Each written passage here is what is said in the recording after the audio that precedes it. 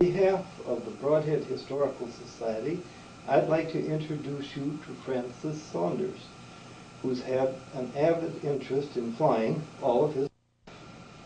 Francis, how long did you serve as president of the Brodhead EAA? 12 years, I think. Pre-World War II aviation in the Brodhead and Green and Rock area. Francis grew up on a farm just northwest of Monroe. Where was that located, Francis? About 3 miles north of Jordan Center, just up to County Trunk C. And that's where I grew up, went to high school in Monroe, and moved to Brodhead in 1939. Were there some planes that were flying at that time? Yeah. Now this was the Depression years, the late 20s, early 30s. And by this time I was in upper age or high school, rather high school.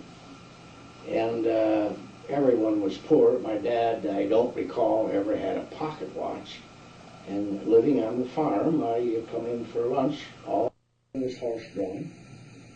And the Ford Trimotor, which then was Northwest Airlines, Chicago to Minneapolis on the West Coast. And Ford Trimotors would go over plus or minus 11:30, going northwest to Minneapolis. And so that was our clock. Give or take 5 minutes, we go to the building, go home, back to the house to feed the horses and eat lunch. And then, likewise, 4:30, 4:45, never varied but 10 minutes. Another Ford Trimotor, Minneapolis to Chicago, would go towards Chicago. So that was our alarm clock to unhitch, put the team away, go in for dinner, milk cows, and so forth. A little while, usually we quit out of the field if we were cultivating corn or making hay or shocking. Where the field work was at the time, 4:45, a little bit later, we'd go in for the rest of the end of the day. So our clock was that 4, and that started about 28 or 9, and the Ford Trimotors lasted through maybe 31 or 2 when the DC-3 was born and put into service. That was the end of the Ford Trimotors on the airlines. And they never would be over 400 or 500 feet, like the planes are that here at the airport with the area of altitude. We could see the passengers in the windows and the pilots.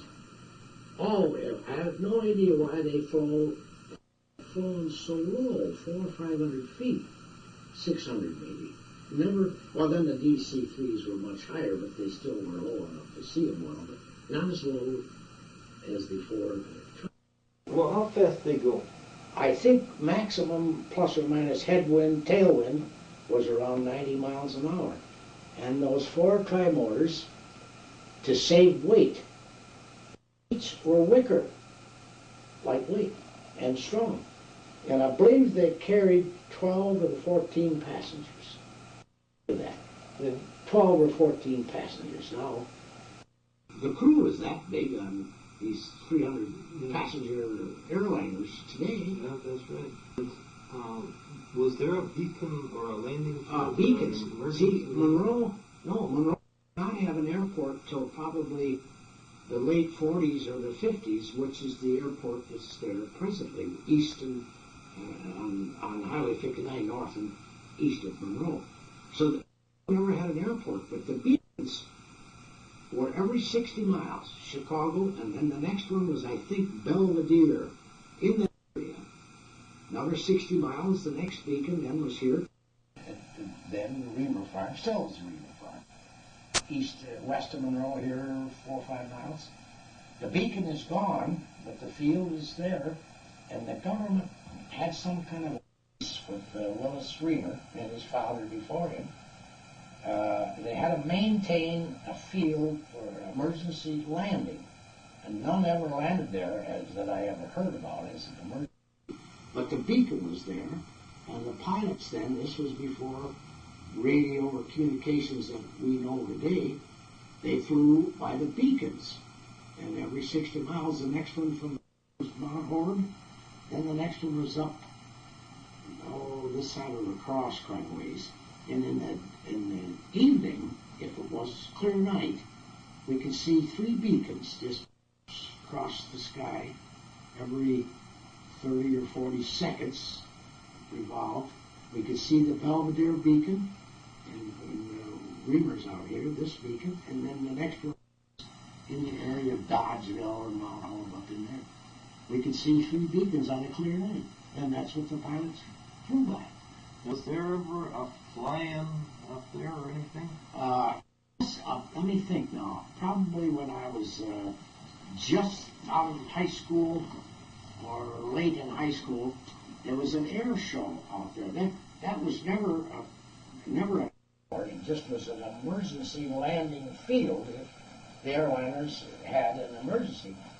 And there was an air show there in about 36, 8, and a lot of us came down to it.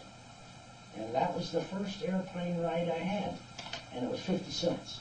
And I had to borrow a dime. I had 40 cents. And you were rich then at 40 cents. Oh, yeah. That was $4 or $5 now. And it was, his name was Clarence Chamberlain, out of Minneapolis. And he was given rides to raise funds, make a trip around the world with that same airplane. It was a biplane, but enclosed like a Douglas DC-3. And I think it held something like 24 or 30 passengers. People around here, were there people that had planes before the war? Not that I recall that anybody in Brodhead had an airplane here. Monroe had 2 or 3 because we didn't have an airport here till the chapter was formed and bought this acreage from the Searles estate and then started what we know as Brodhead Airport. But to that point, Monroe didn't have an airport. If some plane landed, they landed at which would be north of the hospital, and now it's an implement company and fish lumber. Was well, that flat ground up there. Yeah, that was flat and level, and that was Luxinger, L Ranch, who was the big banker in Monroe, owned that big farm, and they always call that L Ranch. And if anybody landed or stayed all night or whatever, they tied down against a fence or something. The L Ranch. Oh, one time, and that would have been 37 or 8 again, and Clarence, his father, owned the Pearl Station, which was a block west of the square, or just a block west of the Monroe Library, now Monroe Library, and his son was a pilot for then Amos and Andy, who was Freeman. They were blackface. They were white guys. Freeman Goslin, I can't think of the other guy's name, and that was the old skit. Amos and Andy, that was a real famous radio show. It went for years. We always listened to it on Saturday night, Amos and Andy, 15 minutes. Oh, we did too. Yeah, always listened to that. My dad was real fond of Amos and Andy. And anyway, they had a new Stinson Reliant, 36, 7, or 8. Yeah. And at that time, if an airplane went over, you looked up. You'd go out of the barn, out of the house, out of the store, and look. Because airplanes are once or twice a week. Maybe not even that much over. So, boy, the people from Monroe drove out there to El Ranch, what was the hayfield, to see this airplane. It was a new one, and of course hoped to see Amos and Andy. And they stayed at the Eugene Hotel, and they was here a day or two, and so I remember going out and seeing that.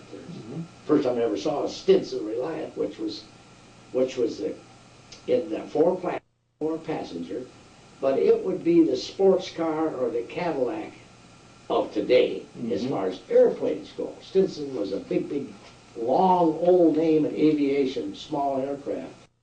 And this was their sport coupe. This was their, you know. Well, now, who were some of the first pilots that you heard of around here prior to World War II? Well, going back to Monroe when I was in high school and still lived at home before I went in the service, the only pilot I ever remember was Bob Smith's uncle. Can't think of his first name. Bob Smith's dad was Fritz, who had the barber shop here. And his grandpa had the barber shop at Monroe. Think of Fritz's brother. He was also a barber. What used to be Lance Hardware. And he was a pilot. And there was a Boom, and I can't remember his first name. He was a pilot. And to the, pardon me, the best of my knowledge, there was a Harry Brewer, too. They were the only three pilots that I knew in Monroe in the 30s. And Brewer had a body shop on the west edge of Monroe. It was a metal building. It was right across the road in his hangar. And he got tired working on fixing fenders. He'd go next door to his hangar, crank up his airplane, and fly for 10 or 15 minutes and go back to work. And I rode with him different times. One day, one sheet day, which would have been about 38 or 9, Tuesdays then were every 10 years. And it was extremely, about as windy a day other than a hurricane in the experience overseas, about as windy as I've ever seen it. And Harry and I went flying. And we pointed west and got west of Monroe 2, 3, 4 miles and backed up in reverse, clear back to the airport, east side of Monroe, and landed. The wind was that strong? The wind was so strong he would pitch the plane at a certain angle, and the wind cut the power back, so the wind blowing was more than the power applied, and they actually backed up 2 or 3 miles, turned, landed at the airport. Harry Brewer. Then he became an airline pilot during World War II. Did you know Ronnie Crispin? Oh yeah, now Ronnie's Randall's, and Ronnie probably was one of the first pilots here in Brodhead. He took flight lessons on Highway 51, which is across the airport, from the airport, across the highway to the east. And Van Gelder, I think, run the airport there, such as it was, and gave flight lessons. Well, I think Ronnie and Van Gelder, I think Van Gelder told me once, Francis, that he and Ronnie started the airport. I believe they did. That's right. When the war broke out, then he was sort of volunteered to go to Pensacola, and then he was an instructor. Yeah, he was civilian status, but a military instructor, all during the war, and then after the war. Where Wheeler Throw School was it before? Yeah, he and Green both had flown a little bit before they went into the service. Wheeler then became a P-47 pilot, and Bob Green a B-24. But they both had some few flight hours before they went in. And they got it from down to Rock County from Ronnie Crispin and Van Gelder. And I think that a few hours they had. I think Mel Flutler had some few hours in too when he went in. I don't know that he had before the war, but I know Mel was a DC-3 pilot and old drivers. And you know, some different times I've invited Mel, come down to the airport and look us over. No, he said, I have no interest in flying. That was the I got when I was enlisted into the service. And I flew airplanes because that was my job, like you were in the infantry and that was your job. He had no interest in flying and never pursued one. Then, just tell us briefly a little bit, Francis, about when you guys all came home from the war, and Wheeler and Bob Green and all of you guys started the airport. Well, the way the airport started, was Bill Earlywine was a B-24 or B-17 pilot, one of the two, and came back from in December of 45, and then started the airport, which he leased from the Searles family, that 80 acres that is presently the Brodhead Airport. That was quick. And you know the taxes on that 80 acres was $60. Very. $60. Because after Bill Earlywine died, there were 4 or 5 guys that kept it alive. Bob Green, Wheeler Searles, Don Mason, Brad Myers. And Doc Nelson came to And town. Doc Nelson was a bit later. But for 2 or 3 years, Wheeler and Green and the third party, which I think was Myers, passed the hat, paid the taxes. 3 of them, $20 apiece. Green would bring his farm tractor up to mow the runways 2 or 3 times a summer. 1 runway, nothing like it is now with 3 runways. The driveway was different. It was altogether different than today. And anyway, back to Earlywine, he started a flight school in actually January of 6, although he was there December of 45, but it really got into gear in early 46. And he had students, 3 things, several merchants, and the veterans that come back under the GI Bill could get free flight training. And he probably had, I don't know, somewhere between 30 or 35, maybe even flight students. He was busy all day long giving flight lessons. For example, a lot of merchants. Ed Lyons, who was a middle-aged man then. Stan Knight was middle-aged or younger. Bears, Ostrander from Judah. There was more of them here from Brodhead. There was an Almond, a guy by the name of Almond. Well, I think there was Bill Walker. Yeah. Janet Kniesel. Yes. And didn't J.B. Searles' daughter get her license? Arlene Rupke? I don't believe she stayed with it that long. She might have been a student. But, boy, Bill Earlywine had a full-time job, just instructing. And I think he had 2 airplanes, because one he would use for instructing, and then the student pilot, when they got their 10 hours, 8 hours, whatever, then they would rent it and get some more hours in. He had 2 airplanes, Taylorcraft and I forgot the other one, Monica Chief, I believe. And then now we're talking in the winter of 45, the summer of 45, winter of 46, July of 47.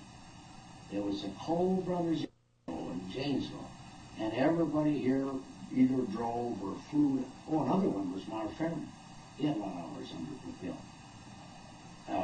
We all went to the air show, Cole Brothers at Janesville Airport, and then came home, and we came home, and well, Bill Earlywine and his brother, one of the twins, Jerry's, presently, you know, Darryl, Jerry's twin brother. Jerry's twin brother Yeah. was Darryl Earlywine. Yeah, Darryl and Bill flew to the Rock County Air Show, Cole Brothers, and they left early.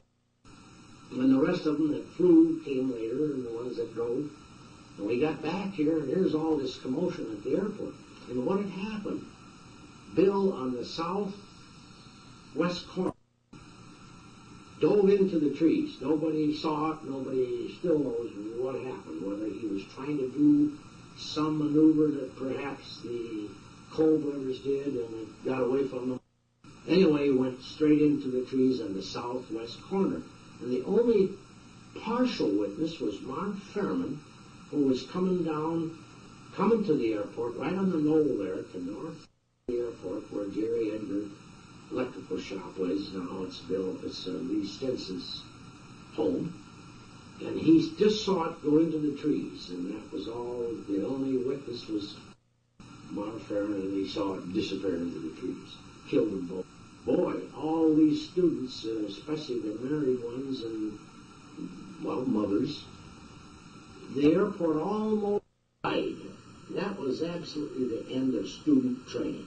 They lost their instructor, and the wives got scared and can't afford to lose their husband. Everybody's dead. Yeah, mothers, young son that was a GI on the GI Bill, no, you're not going to fly anymore, and just right up. Everybody left, except the 3 or 4 I mentioned. Bob Green, Willie Searles, Rad Myers, and a couple more. They kept the airport going, no instructor, just kept the one runway mowed, and there was an old house there, and the airport then... And a pump. And a pump. Oh, Dick Raitt was one of those guys, too. I forgot about him. He was one of the early pilots. Yeah. Oh, yeah, Dick had 5 airplanes. Oh, is that right? All together. He'd buy one that needed tender loving care, and he'd fix them up a little bit, and he made money in every one of them and sell it at a profit. But Dick was one of those early pilots, too, that helped the airport going for many, many years until the chapter was formed, which was 72, I think. I think it was. EAA chapter 441. I think that's when Carol and I started. Yeah, that was formed, and you were the first presidents. Yeah. You and Bill Knight maybe were there. You were the main instigator. I remember the meeting when you said we should buy this because it's up for, well, developers wanted it. And culture. Yes. Now, at this point, or prior to this point, there wasn't any irrigation as you see now. That wasn't born yet around here. That's right. So that sand was worthless. You did 300 an acre for it. Tell me more, Francis, of the early stuff. I think you've pretty much covered it. Aviation. Well, then, of course, the Searles estate for 300 an acre, which was giveaway prices even then because sand was no good without irrigation. And the chapter bought it at the right time. Yes. A few years later, it would have quadrupled because the irrigation. There wouldn't have been an airport. It wouldn't have. No. And then now, presently, I believe there's 52 hangars. And then, of course, after the chapter was formed, we built the chapter building, which holds, it's got a nice kitchen in it and bathrooms. And then a big back room for activities. And then a few years we bought one. Now there has been a lot of discussion in the last 2 years, and it's probably been approved even, to tear down your old hangar, the hangar north, and build a new, I'll call it like we did in the Army, a day room, a heated, air-conditioned, insulated on that site, and tie it to the present kitchen, because the kitchen is there, the bathrooms are there, and then the present back room of the chapter building would become the tractor shed, and next door would be a modern, insulated, maybe even carpeted day room, I'll call it, or a place to have meals or whatever. And that'll come off in the next year or two, I'm sure. Well, see, what airport owners and pilots at the Brodhead Airport go back when Green was still alive and Wheeler. And Wheeler and Green died, let's see now. Wheeler died in about 71 or 2. About and that. Bob years later, which was 74. And those 3 or 4 guys kept the airport alive by paying the taxes and mowing the one. It's altogether different now. We got 3 runways, then we had 1. The Circle Drive wasn't there. It was just a old foundation, and inside what is presently the Circle Drive was that old house at one time. That the foundation still exists. And we had that bulldozed off, and now it's a nice grassed area. But, well, I'm going to thank you for telling us these things. Oh, and that was